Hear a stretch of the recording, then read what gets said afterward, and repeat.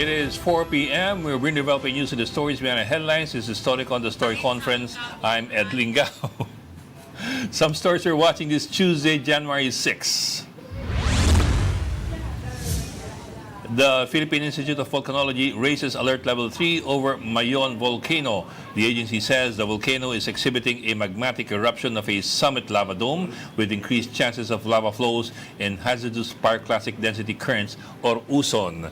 The agency is now recommending evacuation around the 6-kilometer permanent danger zone. Executive Secretary Ralph Recto says economic managers are not convinced with Senator Evan Tulfo's proposal to reduce value-added tax from 12% to 10%. Recto cites the country's 1.6 trillion peso borrowing as a factor that must be considered before any tax cut can be approved. He adds that the final decision will depend on the wisdom of Congress.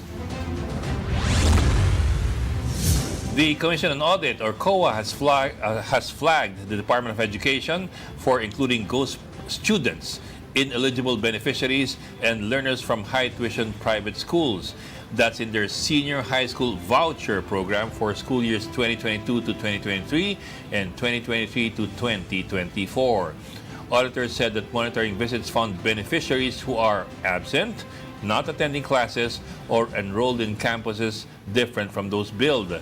The COA says multiple listings resulted in 868,500 pesos in overpayments. And the lawyer of the late Public Works Undersecretary Maria Catalina Cabral has reportedly said that her client did not turn over boxes of documents to her family or her legal team, which may contain information on budget insertions. Attorney May D. Binagracia says Cabral had shown 6 boxes of files pertaining to the Public Works' budget proposals from 2023 to 2025, but did not hand them over before her death. D. Binagracia adds that neither the family nor the legal team know where the documents are right now. And joining us today, busy-busy sa kanyang telepono, ay, biglang binaba tuloy. Taran! Ayan. Uy, hindi ko nadala yung bigay mo. Ano yun? Yung heckler. Oo nga. Ano ba yun? Sa kotse. Umanan ko eh. Hindi, okay lang yan. Pag nag-zoom ka, ilagay mo sa background. Kala ko pang story ko yun eh. Kala ko pang story ko. Pang zoom mo eh. Kasi dito naman, may malaking monitor dito eh. It's Wala for rin your... nakalagay na heckler. Wala rin nakalagay na TF. Diyan, napaparinig oh. Sama ng tingin sa'yo ng producer natin. Okay, pakilala muna natin ang ating prized political pundit or PPP. Priced. parang contradiction in terms yung priced. Gusto mo overpriced. Si Mr. Raul Llamas. Magandang hapon po. Happy to the Kings. Ayan. Si Tito Raul. Tatlong hari. Masaya si Tito Raul ngayon dahil Tuesday na at lumalapit na ang Biyernes. Yan. At malamang isa pang masaya dyan, ang ating editor-in-chief ng Philippine Star, si Ami Pamintuan. Hi, Ami. Hello. Hi, Ami. Hey, Ami! Happy Trickings. Meron ako regalo Happy para sa iyo. Trickings. Padala ko siguro bukas. Okay. May papadala ko sa iyo bukas. Happy Trickings. Tingnan mo naman ang kulay ni Ami. Subdued na subdued, ha? Light blue. Light blue. Parang alapaap. Siyempre. Parang alapaap. Yung pinakikita mo mga tarpaulin sa ano? Sky blue. Sa St. Peter's, mga ganun. Ay, magkakulay kami, oh. Kulay kami, oh. Sky blue. Okay. Yung mga napag-uusap. Hindi yung bluer than blue. Malungkot yun, eh. Ito light blue. Masayang blue. Light blue ba is masayang blue? Oo, light blue, masayang blue. Yung blue talaga, bluer than blue yun. Dark blue yun. Kaya nga. Kasi it's the darkness that envelops you when you are Hindi mo bluer than na-gets, blue. kaya nga bluer than blue. Dark blue, ibig sabihin nun. Eh, kasi meron namang medium blue, meron namang ano. Bluer than blue nga. Hirap magpaliwanag dito. Meron mo rito eject button.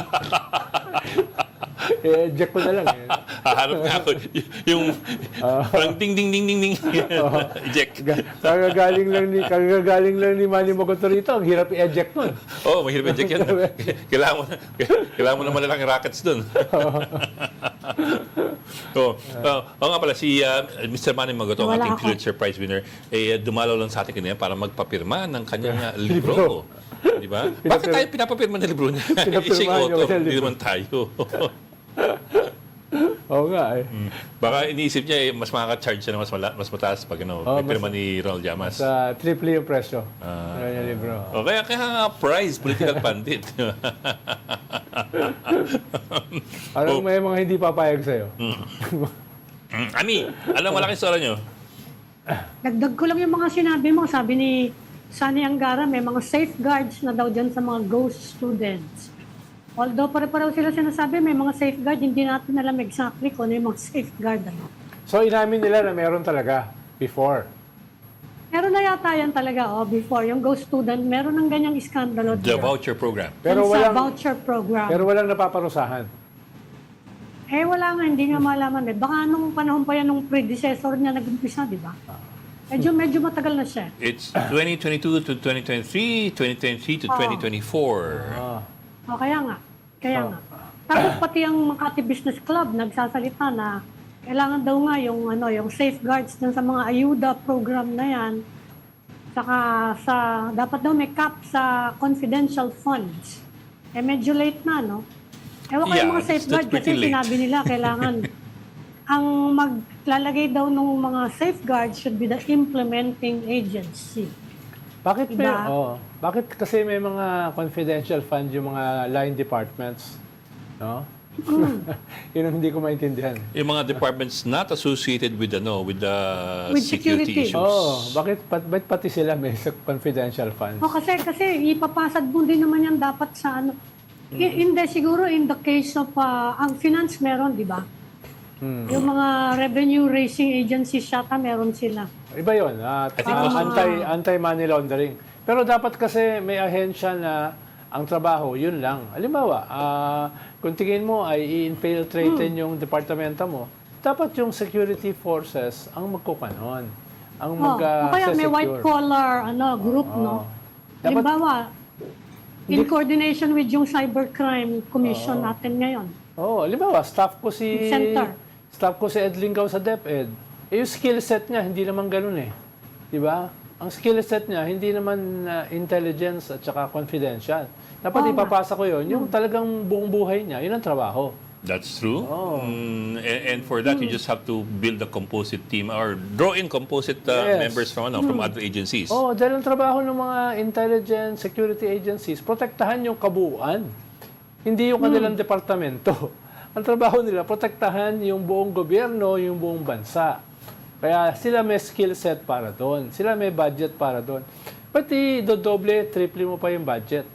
Tapos yung bibigyan mo, yung hindi naman sanay sa ganong klaseng trabaho. Who weren't trained for that kind of job. Matagal nang ini-issue yun, di ba? Kahit nagkaroon na ng malaking iskandalo kay BP Sara, wala pa rin nangyari. Ayan pa rin, meron pa rin tayong confidential funds. Tulad ng panahon namin, mismo yung National Security Advisor, walang intelligence fund. So I have to negotiate for him. Nabigyan siya ng intelligence fund. NSA, di ba? Sino ang NSA niyo? Si General Garcia, dating head ng NICA, ng panahon ng FBR. Ganun ba? Walang Kawawa naman yung NSA namin, walang intelligence fund. Parang extreme naman ata yun. Kaya nga, dahil nga, dapat yung kultura mo ay, ibig sabihin, may iba na nandun, na in charge doon. Pero, kaya nakakuha naman. Pero maliit lang. Maliit lang yung nakuha. Diyan dapat ginagamit yung phrase na whole of government approach. Tama. You learn to tap the other agencies for their specializations. Halimbawa, nung nagkagulo sa Sabah, nung in-invade ng mga Pinoy, yun yung kwan. So, nagbuo ng composite para doon. No? Dahil may iba-ibang angulo yun eh. May security angle, may economic angle, mayroong political angle. So, doon ka magbubuo sa mga ganong issue. Nagbuo ka ng crisis management group para doon. Kaya napirmahan na. Ano pang magagawa dyan?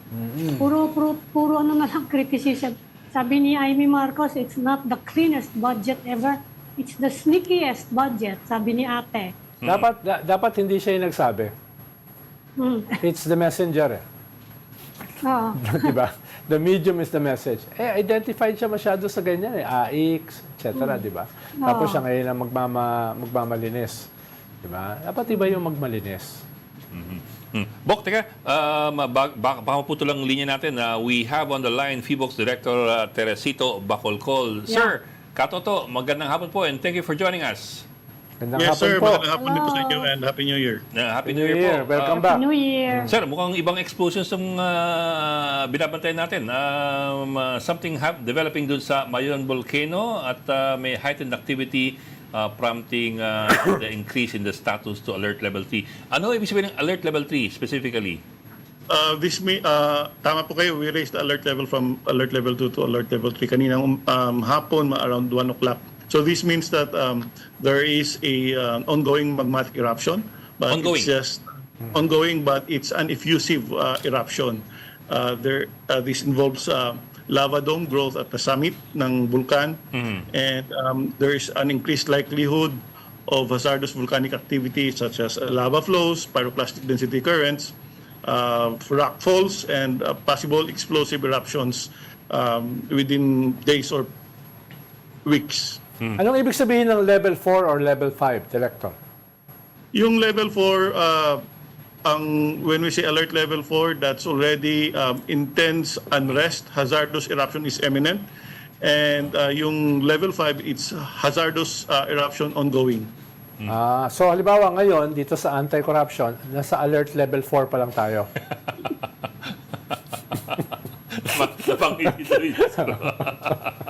Direktor, halimbawa sa tumaas din ba sa Taal? Hindi ba nag-raise din kayo ng alert sa Taal Volcano?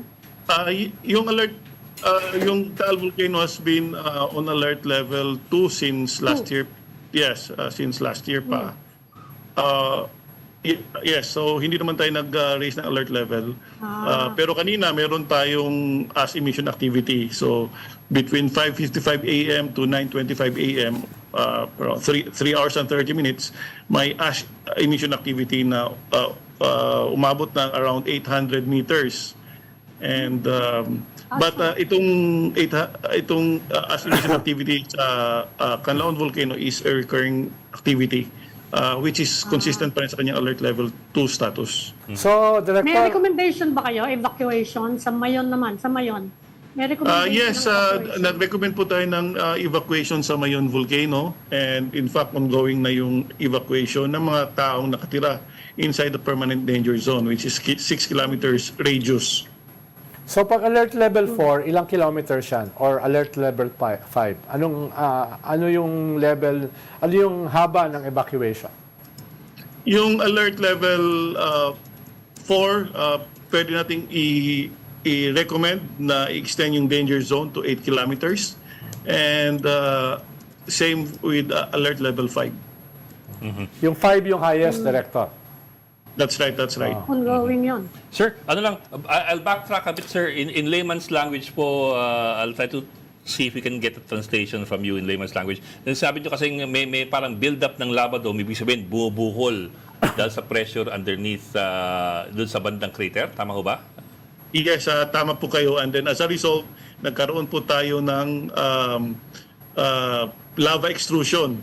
So, ibig sabihin, may mga bato tayo sa mayroon din na rockfall event. So, yung mga bato sa taas, didislodge kasi may umaangat na magma. Opo. And alam naman natin na very steep yung Mayon Volcano. Opo. So, madali lang silang madislodge kapag may umaangat. So, parang tinutulak sila. Natutulak yung mga bato natin sa taas. So, Director, hindi siya imminent. No? Pwede pa siyang humupa. Yes, pwede pa siya humupa, but technically, it's already erupting. Pero it's just an effusive eruption, meaning quiet eruption, slow release of magma doon sa summit ng vulkan. That's the word for it, effusive eruption. It's a Effusive quiet eruption. Parang, Effusive, yes. Yung nakakilala kong taong gano'n eh. Very effusive. Yung tahimik lang, pero sumasabog na. so parang the lava is at at present, parang the lava is sort of seeping out pa lang. Hindi siya yung That's explosive. right. Hindi siya explosive eruption. Nangyari na rin ito noong 2023. Ang downside lang nito, kapag effusive eruption, matagal humupa. So like what happened in 2023, it took 6 months bago humupa yung Mayon volcano. So in contrast kapag explosive eruption, mabilis lang but it's explosive, mas delikado. Effusive. Kasi pag seepage kasi yung pressure hindi agad na-release kaya mas matagal lang ang release ng pressure kung Parang nga yung anti-corruption, effusive. Mahaba yung ilang buwan bago sumabog. nagiging si Katoto. Pero Director, kapag ganyan naman ka-active yung volcano, mahihina naman actually relatively, no? Relatively mahina yung eruption niya. Well, katulad ng 2023, effusive, mahina lang yun. Pero yun nga, matagal. And ang nakikita kasi natin dito, in between, kapag matagal yung interval ng mga eruptions, yun yung medyo explosive. Na dito, 2023 and then ngayon, less than 3 years, sana mahina lang. Sana katulad lang nung 2023. Yun na nga lang, we're in for a long haul kapag mga ganito. Pero Director, halimbawa yung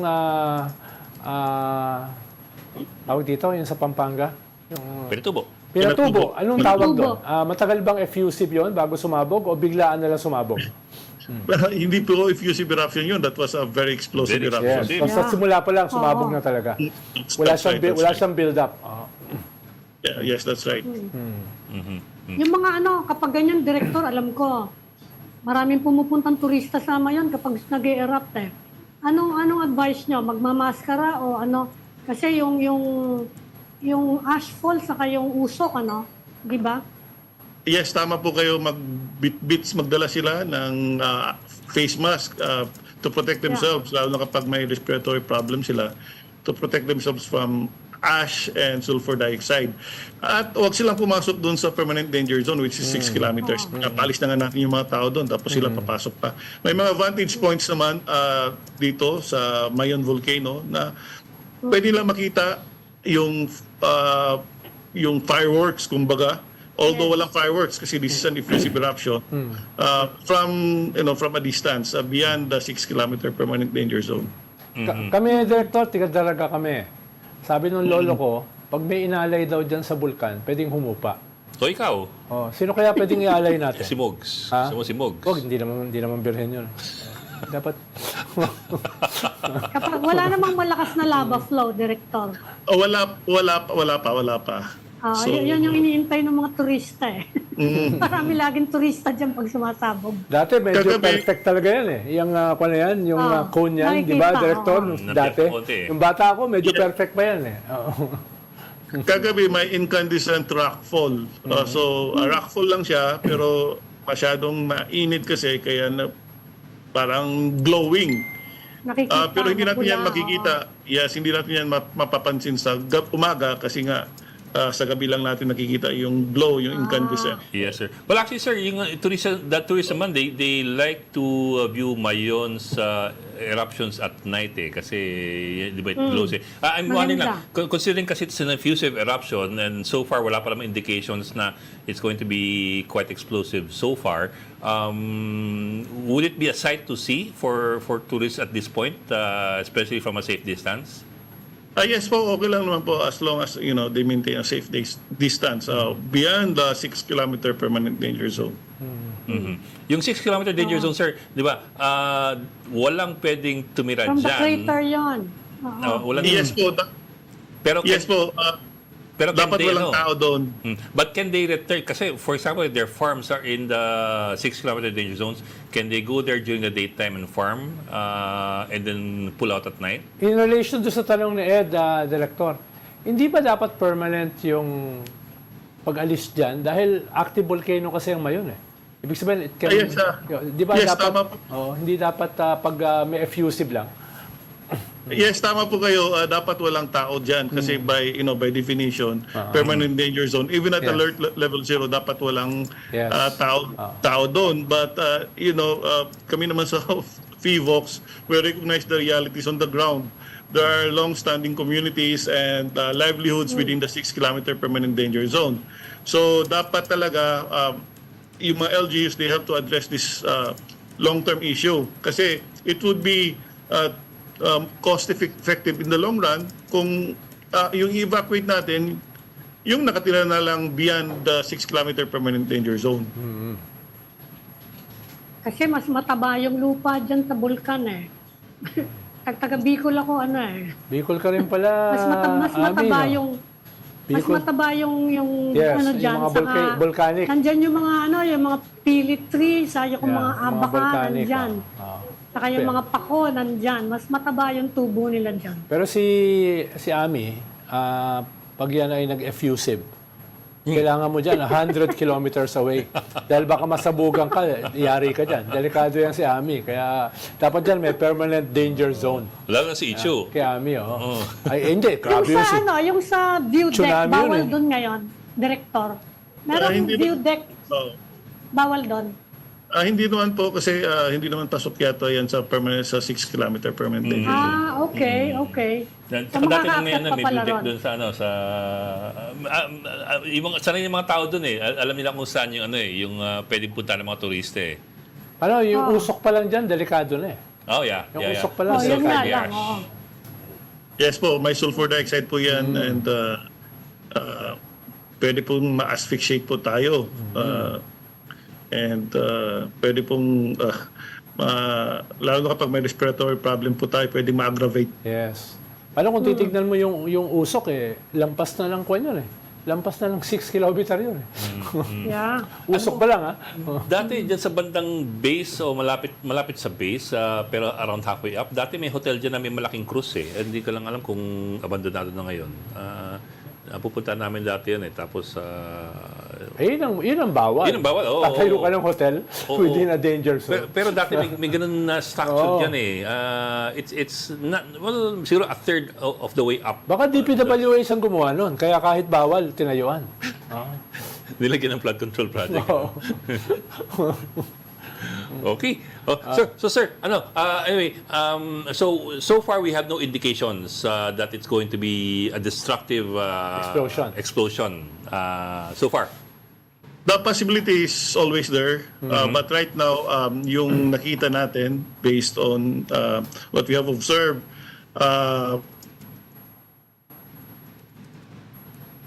Nag-freeze. Nag-freeze si sir. effusive eruption. But again, parameters natin, pwedeng magkaroon pa rin ng explosive eruption. But right now, we're naka-tilt towards effusive eruption. So far naman, Director, wala naman yung katiro na nakita natin last year na halos sabay-sabay yung mga bulkan natin naging active. Diba last year may ganong panahon? From Canlaon Yes. to Taal to, di ba? Wala naman ganun Yes, ngayon. po. May active, may shear line ngayon. So, yung pwedeng magkaroon ng lahar. So, kailangan mag-ingat yung mga taong nakatira sa mga riverbanks. Ay, Okay. teka sir, it's good you brought that up. You're talking about Mayon pa rin, no? The danger of lahar dun sa surrounding area ng Mayon. Is that right? Kasi I can recall, Ginobatan was always hard hit by lahar pag malakas ang ulan eh. Ulan eh. Yes po. Pwedeng magkaroon ng lahar kasi may mga deposito pa tayo na sa dalistis ng bulkan na pwedeng ma-generate yan kapag may malakas na ulan. And ma-remobilize yan as lahars. I remember kasi, was it 2006 or 2007 yung Reming, daming namatay dyan sa Ginobatan, saka sa Legazpi. Yes po, that was in 2006. 2006. Tama po kayo. So, per Typhoon Reming and Typhoon Senyang, around 1,400 people ang namatay. And Yeah. sa area na yan. Yeah. And Ginobatan among them kasi Ginobatan ata, yung river channel ata dumadaan dyan eh. Coming from Mayon. So, dami na wipe out mga communities. Okay? Yes po, tama po kayo. So that's a reminder for people. Watch out pag malakas ang ulan dahil may active shear line tayo at baka tamaan kayo ng lahar dyan sa bandang Mount Mayon o Mayon Volcano. Okay, meron pa ka Around po? the slope. Yeah, okay na. Okay, Ami, any more questions Okay na. for Thank you. Toto Bacolcol? Salamat, Director. Okay na po. Director Maraming salamat. Toto Bacolcol Yes. ng PBOC. Sir, maraming salamat. Anything you'd like to add? Yes, Thank yes you. maraming Director. salamat po. Okay, thank Okay, you. sir. Thank you po. Ingat po. 2006 nga pala yun, no? Terrible yun. Pinunta ko yun. Yung dami, daming patay. Pero yung mga hotel dyan sa paligid ng Mayon, merong mga veranda na nakatutok sila dun sa Oo, volcano. oo. May Hindi view ka decks na manood. sila. Oo. Lahat-lahat sila. Halos lahat doon. Mm. Meron silang mga veranda para yung mga guests nila makikita yung vulkan habang sumasabog. Pero hindi ba sa Tagaytay? Meron din talaga mga veranda, yung mga hotel. Hindi, ridge yun eh, ridge. Sa Yung ano kasi, Tagaytay, yung- ito talagang yung doon sa baba, mga nakapaligid na hotel, nakaharap sila doon sa sa volcano. Tsaka iba kasi Para yung, mapanood iba kasi yung mo. fireworks nitong Mayon pag meron siyang slow eruption. Maganda If you siya, want, you wanna maganda call it siya. slow eruption, na yung lava is flowing down lang tapos yung mga batong nahuhulog. Pag gabi, Ganda. kitang-kita mo eh. Lalo pag may zoom lens. Lalo na pag lalabas si Godzilla. Si Godzilla, di ba lumalabas sa bulkan? Inaabangan dyan kasi kung minsan nagkakaroon ng cloud cover. Hihintay nila na makita yung kitang-kita yung cone. Oh, yung cone. Yun. Oo, inaabangan nila yon na mawala yon. Tapos, picture. Hindi naman siguro... Pag nawala yung cloud Hindi naman cover. siguro nagtatago dyan yung mga hinahanap ng ICC. No? Iba kasi yung sa sa Taal Volcano, dahil sa Taal Volcano, hindi siya cone shaped eh. It's parang tira Hindi mo nga kasi makita tira yung naman kasi ng volcano. isang super Doon volcano sa yun eh. Volcano Island. Parang Hindi mo pinatubo. makikita yung- Ang pinatubo, ang hindi mo liit-liit nun eh. Pinatubo, hindi mo makita yung bulkan. Hindi mo Pero makikita. pinakamalakas sa buong mundo. Diba? Yung pagsabog ng Ang pinatubo. liit-liit nun. nung Taal Volcano, yung actual Taal Volcano, ang liit-liit. You cannot see it from Tagaytay. Ang nakikita mo doon yung Volcano Island. Yeah. Tapos Because may it's- bundok na gano'n. It's just the Yung remnant na volcano lang eh. mismong sumasabog nandun sa loob nung nakikita mong rim na yon. Parang ang pinatubo, Ami, di ba? Wala naman tayong alam na bulkan na pinatubo eh. Until sumabog. Doon lang natin Yes. nalaman na may bulkan pala ron. Oo nga. Oh, pero several days na nag-warning ang PBOLCS nun. Yeah. Although kasi yung Pinatubo is part of our mountain range eh. Yeah, it's a so mountain range. hindi, alam mo yung pag mountain range, you don't look at one mountain specifically as a Hindi, tsaka kwan yun. More than 500 years na inactive. Oo. Diba? Yung Kaya nagulat ka. Wala kang memory eh. Na may bulkan Oo, pala wala ron. Kaya ang Memory, delikado oh. dyan. Di ba sabi nila Makiling is also volcano eh. Talaga? Mount Makiling is a Oh, volcano. pero hindi yata Oo. siya active. Parang dead Hindi volcano. pa siya active. Pag nagising yan, yun ang delikado. Dead volcano Eh, yata. lapit eh. Aabot yun hanggang Metro Manila. Actually, Ami, remember yung Pinatubo nung pumutok, nasa Malacanang tayo? May banda, Kapag- may banda ano pa noon eh, June 12. Biglang namuti yung buong paligid. Namuti yung mga pati kotse, namuti. Yung mga puno, namuti. Anyway, that was 1991.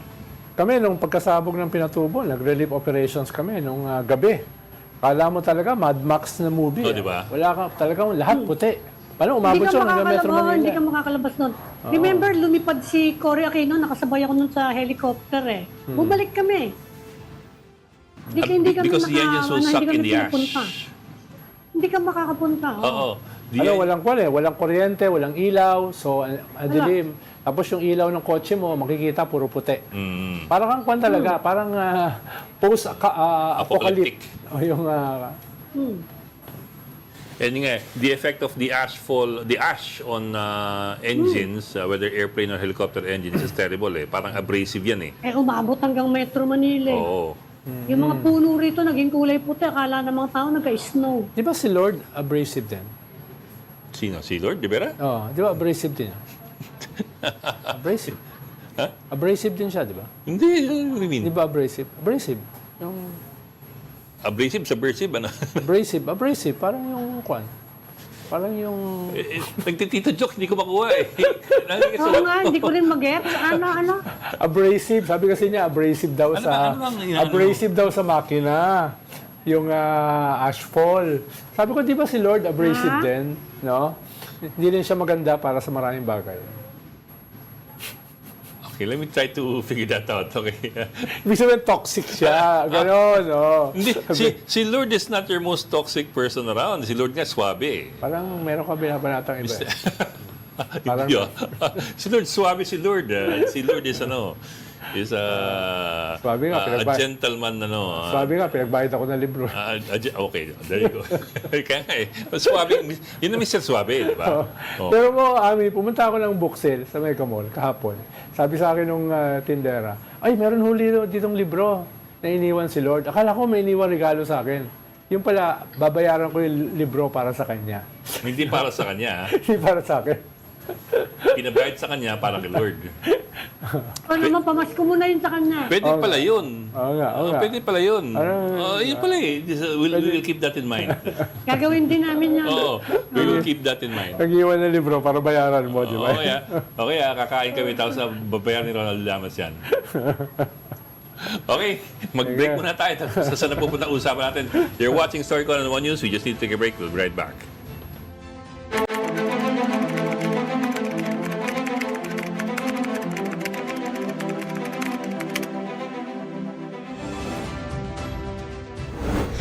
We've got developing news and the stories behind the headlines. Welcome back to Storycon, the Story Conference. I'm Ed Lingao, and of course with us, Ami Pamintuan of the Philippine Star and Raul Llamas, our prized political pundit na busy sa kanyang telepono at mukhang naniningil ng mga utang ngayong New Year. Ano, Tito Ronald? Oo, hindi yan ako abrasive eh. Ay, teka, let's talk about Venezuela and possible implications on the Philippines. Bakit naman nilulusob yung mga gatchal yan? Natatawa talaga ako. Kahapon, o nung weekend, hindi ko malaman kung nagjo-joke yung mga tao kasi minsan baka mamaya satire o ano eh. Mga Pinoy talaga eh, hindi mo alam eh. No? You can't tell anymore eh. Ami, sinisising mga Gatchalian, bakit daw wala ang ginagawa yung Gatchalian family samantalang binobomba na ng US ang Valenzuela? Oo nga, corny. Tapos Hindi, na. seryoso ko. Daming ganung post. Nabili na. Hindi ko malaman kung... Pasayad yung humor eh. No? Kasi normally, pag may post ng gano'n, merong laughing, may laughing emoji. Eh kung walang laughing emoji, seryoso ba to o ano? Ay, si Kwan, limani mo ka to lang yan. Walang laughing emoji. Tapos Anyway, walang indicators eh. sa Venezuela. Venezuela, of course, it's halfway around the world. Pero maraming mga unconfirmed news. At marami dyan mga fake. Sabi nila, yung Vice President daw, pumayag na sa demands ni Trump. At saka yung, sabi naman ng Vice President, hindi. No, we're willing to fight any foreign invader. Lalo nagsalita rin yung kanilang defense minister, etc., etc. So, ano ba talaga ang nangyayari? Diba? Ang inadmit lang nila, halimbawa, inadmit nilang Cuba, 32 Cuban guards Close-in security. ang napatay, yung close-in. No, pero sabi rin nung security secretary nila, yung defense chief, marami rin daw namatay na mga parang presidential guard, hindi lang daw Cubans. Okay. So sa ngayon, Venezuelans. yung fog is very thick. Hindi mo pa sigurado kung ano talaga yung nangyari. What is not very foggy are the statements coming from the White House. Among them, of course, President Donald Trump saying that the U.S. will run Venezuela in the meantime. That was the word that he used. They will run Tsaka at Venezuela. the same time, sinabi niya na kailangan nila ang Greenland. Kaya sumagot yung EU. No? Sineryoso ng EU yung kanyang not so veiled threat. But still, Pero na-swear in na yung Vice President. Sworn Okay. in na. Okay. At saka ang latest word, they're willing naman to cooperate with the US. But the Kasi other thing... makakabenta na sila uli ng oil nila eh.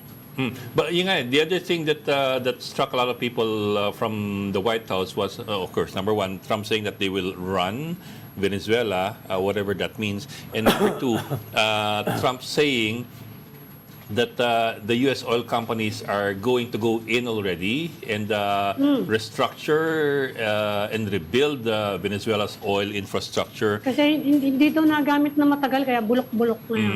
So, yun nga ang kanya. Matagal na yung sanctions eh. Pero yun nga, totoo yung sinasabi niya, we will run Venezuela. Mhm. And thirdly, Trump saying na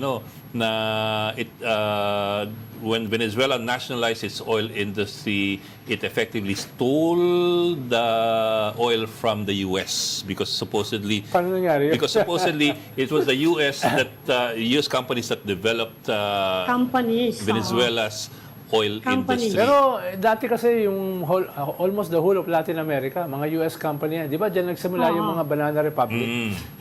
Pinatakbo yan ng mga mga dictators na kontrolado Ay, ng... sold out daw yung damit ni Maduro, yung Nike niya, yung Nike outfit. kaya, Sold out. Kaya dati pa yan eh. Kaya nga, di ba, maraming mga revolusyon yung nagsimula sa Latin America. Dahil marami silang mga diktador na kontrolado ng mga US companies. Di ba? So yung framing ng White House is we're just getting back what was ours to begin with. The oil industry. Medyo mahirap yung ganong klaseng komento. That was the framing. Ang problema nila sa... that was the clear framing. Ang problema nila sa Venezuela, yan yung bansa ni Simon Bolivar. At yung Bolivarian spirit, very strong yan. Bolivarian socialism. Hindi lang sa Venezuela, kundi sa buong Latin America. No, yung Bolivarian spirit na yan, laban sa mga dayuhan. Kastila man yan o mga Amerikano. Kaya I won't underestimate that spirit. No. Although, ang Venezuela ay cottage industry din dyan, ng mga beauty queen. Well, actually, that's the other thing nga eh. Venezuela is known for two things. One is it has the most amount of oil reserves at 303 billion The largest barrels. in the world. Oo. More than Saudi Arabia with 267 billion barrels. Pero 1% lang nabebenta niya. Venezuela. Dahil Kaya may, bumagsak ngayon yung presyo ng dahil may, ng world crude. dahil may embargo nga eh. May embargo dyan eh. Ah. No? Kaya yung atake sa kanila na kayo ay isang narco state, ganoon din ba ang gagawin nila? I-invade din nila ang Mexico? I-invade din nila ang Colombia? I-invade din ba nila ang Ecuador dahil merong mga Mexico and drug lords Colombia have doon? been mentioned by the White House. Oo nga. So, ibig sabihin, i-invade nila yung buong Latin America on the premise na merong drug industry dyan.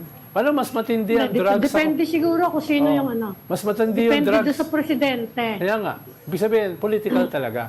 Paano mas matindi ang Kapag drugs sa presidente Colombia? yung involved. Mas matindi ang drugs sa Ecuador. Mas matindi ang drugs sa El Salvador. And to some extent, sa Mexico. Diba? Problema yun doon sa mga bansang yun eh. Ang Hindi, kapag presidente yung involved, yan ang ginagawa nila. parang si Noriega, di ba sila? Pag merong yung sinasabi ng gobyerno, they are doing something about it, medyo ilag sila ng konti. Saka si Maduro, his election was never recognized by Washington. Pero halimbawa si Noriega, Ami, di ba? Yan din ang ginawa nila, di ba? Kinonvict nila for Hindi naman 40 years. naging presidente yun eh. Pero sila He was a dictator, he was a military dictator. pero sila nag-install doon. running through Pero ang US sila, CIA yun eh. US ang nag-install kay Noriega. Eventually, Oo nga, CIA sila rin ang kumuha. Madalas naman mangyari yan kahit dito sa atin pag gumagawa ng marami ditong crime groups na gawa na sarili nating ng kapulisan natin.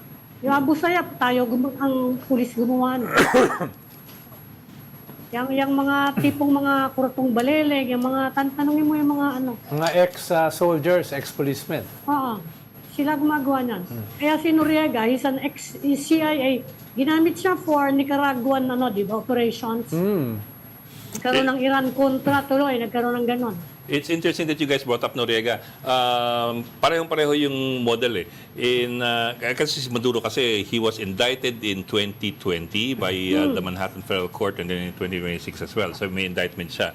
At yan ang basis daw ng US. Si Noriega was indicted by a US court in 1988. Then by 1989, the US launched an invasion of Panama. Operation Just Cause to take Panama and arrest Noriega. Yeah, pero maraming ganyang karanasan ang US sa Latin America. Naalala mo yung si Allende sa Chile, di ba? It was alleged to be allegedly a CIA operation. That was September 21, 1972. No, halos kasabay ng martial law yan eh. Noon. Ano pa kami noon ni Ed, nasa elementary school pa lang kami. Lalo na ako, no? Ako, kindergarten. Ayun, so all these interesting bits and pieces, if you put them together, it does not really put the U.S. in a very good light at this particular point. But I was asking you that question. I was asking Ron that question in particular kasi people are drawing parallels between what the U.S. has done and what other superpowers or other powerful nations might do in the future using this model as an yun yung example. problema. Dahil Yan ang pagbabago ngayon. Noong panahon ni Noriega, walang ganyang kinatatakutan. Ngayon, you have China, you have Russia, you have North Korea. Yan ang in fact, yung SOCMED daw sa China, nung nangyari yan, yun kagad ang reaction eh. Ito na template natin for Taiwan. Tapos ang sabi sabi ni Putin, banat kayo ng banat sa amin, ginagawa niya rin pala. Oo. Yung ganon. Kaya nga, walang ganyan nung panahon ni Noriega. Kaya ang sabi nga Kaya nila, na nga, si Noriega, he was not an elected president. Etong si Maduro, although hindi recognized ng Washington yung regime niya, at saka fake daw yung eleksyon niya, siya pa rin na nakaupo na presidente. at saka yung Diba? leader ng opposition, si Machado, na nanalo ng Nobel Peace nila. Prize, ang tingin ni Kwan, ayaw ni Trump dahil weak leader daw. Ayaw nila. Oo. Kaya nag-oath taking na si Vice President ngayon. Kapag-oath na. Yun naman ang gusto ni Trump. They will work daw with the Vice President. Kaya posibleng merong deal with the Vice President. Oo nga. Yan Kahit kwan yun, kahit miyembro ng partido ni Maduro at saka ni Hugo Chavez. Dati kasi si Hugo Chavez nung nanalo, nag-coup laban sa kanya eh. Tapos nag-counter-coup yung mga junior officers. Kaya nag-fail yung coup laban sa kanya. Naalala mo nung nagsalita siya? May jurisdiction ng ang US justice system kay Maduro, nag-plead na ng not guilty. Naalala mo yung nung nagsalita si Hugo Chavez sa United Nations, AMI? Sabi niya, I can smell sulfur here. Nagsalita rin doon si si President Bush. No. Wait, the father or the son? The father yata. The father. I'm not sure. Father yun, hindi si Father Dabia. yun, si HW yun, HW. Herbert Walker Bush. Yung tatay kasi, dating head ng CIA yun. Yeah. Dating head ng CIA. HW yun. Yun din yung pumunta Gang Ho yun, sa Yun din yung pumunta sa Pilipinas nung 86, nung 85. Nung 85, siya rin yung nag-toast kay Marcos as the icon of democracy. Yung tatay, yung matandang Bush. That was a year before EDSA. Pero panahon ni Reagan yon. Si Reagan ang presidente nun. Oo, siya yung vice. Pumunta siya rito at publicly sinuportahan niya si Ferdinand Marcos. Talaga namang ang US noon talagang kahit nga si Reagan at the last minute lang sila He may be ambassador, but he's our ambassador. nag-cut and cut cleanly. Diba? Last minute yun. Hindi, tsaka Republican si Bush eh. Yung mga Democrats ang pumupunta kay Cory noon eh. Maalala mo, Ami, di ba? Kaya nga. So, what are we looking at? Ganyan naman yung ganyan naman ang US eh. As long as you're their SOB, hindi ba? Ayun, Okay ka lang. he may be an SOB, but he's our SOB. Oo. Sorry, yan ang I used the wrong US. word. Oo. Pero kanina sabi ko, yung outfit daw, ewan ko kayong mga lalaki, yung outfit daw ni Maduro sold out daw ngayon. Talaga? Yan, Nike daw yan eh. Bakit naman? Why would people want to? Ewan ko, sold out daw. Yun Ang gusto ko yung sombrero niya. Saan mo Hindi nakakabili ko alam niya? kung kayong mga lalaki, kung anong napaka-special dyan sa Mga bago daw yan na Yung pagka-aresto sa kanya, yung outfit niya pagka-aresto sa kanya. Ay, marami yan sa ukay. Ang laking tao niya. Mahal daw yan, mahal. Marami namang mahal sa ukay. Pero sold out daw. Ewan ko kayo kung anong pagkaganda-ganda dyan, ha? Oh. Depende yan sa Bilib na bilib nagsusuot. sila. Depende yan sa nagsusuot. No. Kahit ukay lang, basta pan. So what are we looking at, Baka Doc? lumabas na yun sa ukay. America Medyo in-overturn ni Bush kasi yung international order. No? At na weekend, yung mga multilateral katulad ng United Nations, katulad ng European Parliament. Yun ang ginawa ni Bush. No? Kaya di ko alam kung ano ang long-term repercussions niyan. parang, well, it's recasting the Monroe Doctrine, the U.S. sphere of influence in gunboat yun Western Ito, Hemisphere. mga helicopter gunships na to. Oh, but yun nga it seems that the US is pulling back and trying to rebuild its influence in the Americas. Paliwanag mo yung Monroe Doctrine. Anong ibig sabihin yan? 1842. Ibig sabihin yan, parang white man's burden. No? Kami yung, Saka, kami yung talagang destined to rule the world, especially this hemisphere. especially this hemisphere. In other words, this is my neighborhood. Nobody interferes in my neighborhood. Nag-fail lang sila sa Cuba. Yan ang shift ng ng national security policy under this Trump, ha. Ang focus nila ngayon is the Western Hemisphere. Yeah. Kaya hindi alam ko ano magiging impact nun sa atin dito sa Indo-Pacific. Yun nga eh. At saka Greenland. Nag-iisip-isip na ngayon ang West mga Hemisphere and Greenland. Well, layo ng talon, no? Well, what if China thinks of us as part of its hemisphere? Well, depende yan kung papayagan sila ng US. Pwede kasi sabihin ng US, amin ito, reaction diyan nila kayo. dyan kay Maduro, ang expression nila dyan kay Maduro is concern. Officially. Pero yun nga sa SOCMED nila, ito ang pwedeng template for Taiwan. Pero ang problema nila, Anong binabanggit na Pilipinas? Ami, dati kasi gusto na nilang i-abandon ang Middle East para mag-focus na lang sila dito sa Asia pivot. Dahil alam naman nila kasi, 2/3 ng mundo dito nakatira at saka mahigit kalahati ng global trade nandito. Kaya gusto nila mag-focus dito. Nagbago yan sa pagkapanalo ni Trump nung MAGA. No? Make America Great Again. Ang problema, hindi ganun kasimple na to make America great again, na i-abandon mo ang Asia. Lalo na malaking bahagi ng production ng US dito lang gagaling. No? Hindi ganun kadaling i-reshape na lahat ng industry ng US will produce yung lahat ng pangangailangan ng US. So, yes and no yan eh. No? They're shifting sa kanilang sariling bansa and their own hemisphere, pero it's easier said than done. No, yun lang yung problema. Hindi nga nila maiwanan ang Middle East at this point. Kaya titignan natin. Yung Europe Yung mga pwede. cabinet members naman niya, mga China hawk pa rin yun. Hindi pa naman napapalitan. Sabi nga nung isa niyang cabinet secretary, kanya nga ang pangalan niyan Latin America eh. American yan eh. Pinagtawanan. Baka sabihin din ng China. Pinagtawanan. Yan ang sinasabi ng China. Baka gano'n nila sabihin nila. Kaya nga South China Sea eh. Di Yan ba? nga. South China Sea. Kaya gusto ko yung mga Bombay kahit yung Indian Ocean o Indian, di naman nila kaya yung Indian Ocean. This is going downhill. Pagtingin na tayo. Okay. Happy Tuesday to everybody. Thank you for joining Storycon today, Tuesday, January 6. Aming pamintuan ng bossing ng Philippine Star and Raul Llamas, our prized political pundit.